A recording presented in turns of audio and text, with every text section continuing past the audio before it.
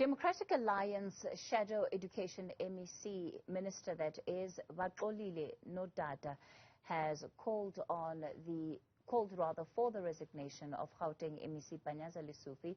He claims he's biased against teaching of Afrikaans at schools. He joins us tonight. Baxolile, good evening to you. Thank you for your time.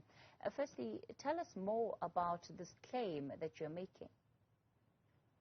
Good evening, Catherine. Good evening to your viewers. I think let's start by saying that the DA and the Minister of Education, Newzroom Afrika, actually agree that mother tongue education should be prioritized and expanded and not be attacked as the MEC of Gauteng is doing now when it comes to Afrikaans in particular. Because when we're looking at the Basic Education Laws Amendment Bill that has been proposed by the Department of Education, there's a specific clause 5 that is named the Lesufi clause that is trying to get rid of single medium schools with a particular attack on Afrikaans, particularly in Gauteng, using the law to process that. And we find that problematic because we should be encouraging mother tongue education, not just Afrikaans, but all the indigenous languages of South Africa. There's a pilot that has been done in the Eastern Cape now, where Xhosa has proven that it can improve results of reading, writing, language, and numeracy if children study in their mother tongue. And the best performing schools in the country are actually mother tongue educating schools. So instead of attacking Afrikaans, schools in particular, we should be encouraging mother tongue in general. We should not miss the conversation and make it about Afrikaans, but make it about mother tongue education. And I feel as if, MEC Lesufi is trying to hide behind the fact that there are more and more schools that are going down the drain in this current education system that is not providing quality education. And if you look throughout the world over, we're one of the few continents that are still teaching our children in languages that are not their mother tongue. And it's been proven by experts that when children study in their mother tongue, they are able to perform better in school. We've got 4 out of 5 children that can't read for meaning under the age of 10. We've got children, as we speak after COVID, that only know what a grade 2 learner knew in 2019, now in June as a grade 3 learner. So we need to be able to curb and nip this in the bud, because what happens is that we start focusing on these things rather than the issues that are real in education. And, we get sidetracked with these language discussions when we're supposed to be prioritizing mother tongue and focusing on the real issues. In what ways do you believe, as you've said, the MEC is being sidetracked by language issues? So when we look at the Basic Education Laws Amendment Bill, which is proposed in Parliament now, the aim for MEC Lesufi and the likes of in the ANC is to use Clause 5 to take away the powers of school governing bodies to determine the admissions and language policies, and they hand over that power to politicians and government. Already, the schools that are performing well in the country are the ones where parents and the school governing bodies are actually functional. Now you're targeting those schools at the expense of schools that are actually not performing, using single medium language schools that are teaching Afrikaans as a scapegoat to be able to put that clause, instead of being able to put a clause that is a recourse for schools that are using language and admissions policies to exclude learners, for the MEC then to be a recourse and be appealed to and be able to make recommendations to the school governing bodies.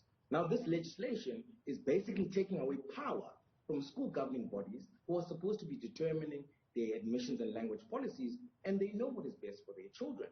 So this is exactly what is problematic with what MEC Lesufi is hiding behind by utilizing the legislation, to mask and scapegoat some of the failures. Like I said, the focus should be beyond what we're talking about and enhancing mother tongue education across all South African languages and ensuring that that is available in our schools.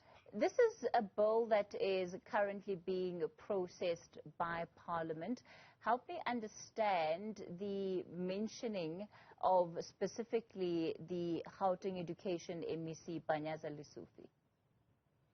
Look, there's been a consistent attack on mother tongue education by MEC Lesufi. Recently, 2 weeks ago, he uttered the same utterances, basically saying that should make sure that we get rid of Afrikaans single medium schools and make sure that schools are accessible to everybody. without actually mentioning the prioritization of mother tongue education, he went on further to say that the bill is now being processed by Parliament, and the public should basically support it as it is. And supporting it means that Clause 5, that implicates 24,000 schools in this country to determine their own language and admissions policies, will be stripped away from school governing bodies and be given to the likes of Panyaza Lesufi, who's made it very clear that they've got a vendetta against mother tongue education, particularly in Afrikaans, and we must be able to call that out for what it is. We must not wait until it's Xhosa or Zulu or Isindebele, that is then, or English for that matter, that is being attacked, rather than us being able to encourage mother tongue. So then, how else do you think that Parliament should go about amending phrasing that particular part of the bill? Because ultimately, what cannot be denied is the ways in which school governing bodies have, in some instances, used their admissions policies and their language policies as a means of discriminating. So what is the alternative that you as the DA are putting on the table? That is quite correct, Kathy, that you will find instances where there are school governing bodies that may use their admissions and language policies to exclude certain learners. Now, this is the alternative, because you can't be able to put together all 24,000 schools and say this is a problem, and therefore we're going to make this draconian law that is going to give power to politicians. The alternative is this, that the powers to determine admissions in school policies on admissions and language should remain with the school governing bodies. Where there are schools that are reported to be using that particular admissions or language policies to exclude certain learners, be reported to the department. The HOD is able to escalate that to be appealed to the MEC.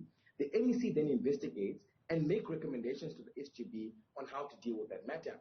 And I think that is now unique cases that we deal with, and not just all 24,000 schools and have a blanket approach, because we know that that power will be abused by politicians. And if that power is given to them, to the likes of MEC Lesufi, who's made it very clear that if this bill is supported, that is his intention, and not to enhance mother tongue education, but to attack it. But we should not look at it in a lens that says that all schools that are mother tongue, that use mother tongue instruction, are now going to be discriminated. So Ndaba, I don't see the big difference between what you're saying versus what is proposed in this bill, because ultimately it's saying that the HOD within every province would be the individual that has the final say in as far as admissions and even disputes over admissions to schools are concerned. That shouldn't be the case, Kathy. The school governing bodies have a responsibility of determining admissions and language policies. Yes, but it's those very school governing bodies that have shown in some instances their unwillingness to change. And so part of what this bill is there to do is to ensure that there is no longer any grounds for school governing bodies to abuse their power, as we see them do in so many instances. I think that's a very sweeping statement, Kathy, but just to make it clear to you that the role of the department and the MEC is to play oversight on schools, school governing bodies and principals and the different stakeholders in schools. The schools themselves are supposed to be determining the admissions and language policies. When there is a challenge, or when there is a case in which a school is trying to use their language and admissions policies to exclude learners, it then becomes the responsibility of the department to intervene as a mechanism of recourse. But you can't be a player and a referee at the same time, because you yourself as a department or the MEC can be able to abuse the power as intended by MEC Lesufi in the various sweeping statements that is made around mother tongue education. So that is why the recourse should be that school governing bodies should still keep the power to determine admissions and language policies. Then the recourse appeal must be to the MEC, but in response, they must be making recommendations to the SGB and not dictating through the HOD that they must adopt this language or this admissions policy, because that is then centralizing power, and we don't see the reason and benefits of doing that, rather than knowing that the department already is failing in various instances in our basic education system, and then affording them more power to be able to cripple our system. I think is very dangerous. And we should try and and avoid that and be able to separate the responsibility of the department, which is to play oversight and have recourse from the MEC and the school governing bodies in the schools to be able to provide quality education.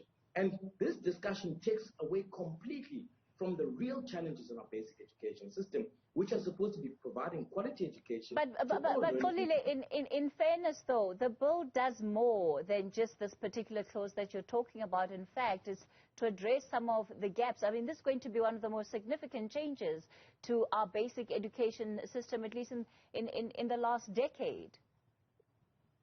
That's correct. There's quite a few changes in the bill, Kathy, that are quite correct. But largely the bill is problematic, and this is why it's problematic. It's got this particular clause that wants to give more power to MECs and politicians to be able to abuse it. But secondly, there's a legal lacuna, there's a gap that the bill is not addressing. The real issues here are that we've got 4 in every 10 grade 1 learners that never finish matric, and they drop out. Recently, you have reported that has an increase from 3.3 million youth not in education, employment, or training, to 3.8 million. Now we've got that problem. We've got problems around the bill not being able to regulate online and blended learning to alleviate the pressure on infrastructure. We're not talking about collaboration in schools, and there are various issues in the bill that are not being addressed. And we are having these type of problematic clauses rather than focusing on those real issues and being able to put laws in place that are able to mitigate the challenges. We put forward suggestions, Kathy, that how the bill should look like so that it is able to pass 1, constitutional master, but 2, is able to deal with the real issues in the basic education system so that we produce quality education. Our system is strangled by unions not being able to let go of who gets appointed where, and as a result that suffers our quality of education. We've got proposals around mother tongue education that talks about being able to have dual medium textbooks for teachers so that they're able to teach quality teaching. So these are the issues that we're supposed to be discussing and not just focusing on one clause. But this is just one clause that is problematic that we're pointing out that is going to cripple quality education in the country. And that is why we're saying that the bill should go back and be able to deal with some of these issues and some of the issues that I've just mentioned. And we've made those submissions as the DA as well. Baxolile Ndaba, we'll leave it there for tonight. And of course, Parliament is currently taking public hearings in as far as that particular bill is concerned, or at least they're accepting submissions from the public and various civil society organizations.